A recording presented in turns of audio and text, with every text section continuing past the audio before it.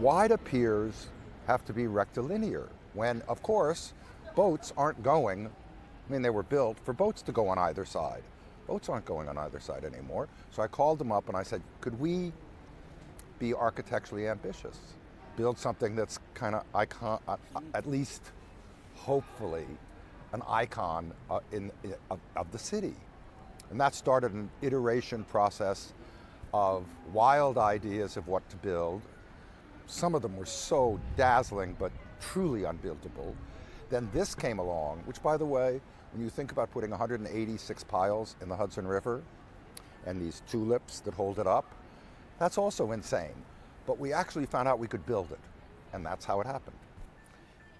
The growing pains of doing it. Ugh.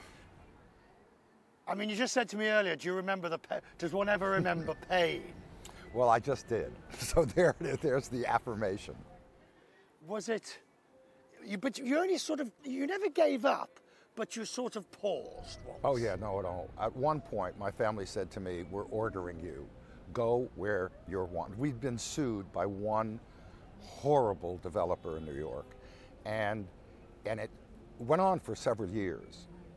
But it got to a point where we had, I don't know, $120 million of cement sitting someplace.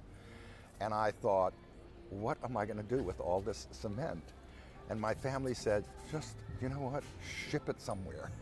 Let it sink, et cetera, et cetera. And in the end, I came back to it, and we did finish it. And of course, what I love about this place is besides the imagination and the beauty and all that, but it's philanthropy that truly adds to the environment of the city.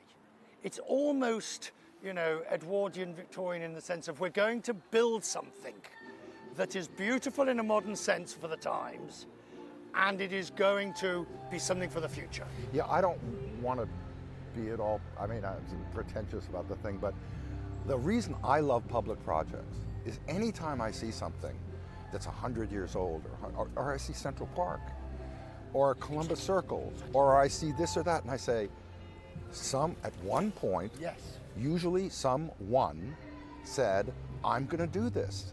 And it usually takes that kind of will. And then you get something that over the test of time becomes something that pleases so many people. It isn't curing cancer, but it gives pleasure. And if my family is lucky enough that we can do that, that's what we're going to do. When you see people here, what do you think? What happens inside Barry Diller? Honestly, I just joy, happiness. Nothing that I've ever done, and I've done lots of stuff, has given just that kind of visceral pleasure of seeing people happy because of something we were able to do. Just pleased with wandering, or as you say, in an embrace, or taking a number of, I think we've outdone selfiedom in the world.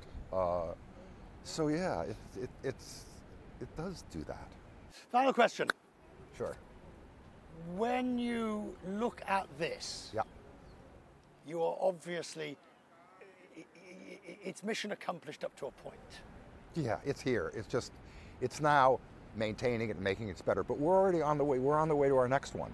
It's a case of, so what have you done for me lately? Yeah, well, what's next? Okay, in Los Angeles, there's a place called Franklin Park. I'm familiar with it. Do you know where it is? Yes. Okay. Well, we just bought 80 acres on the top of Franklin Canyon. And we're going to build a park. And we're probably going to do it with Frank Gehry.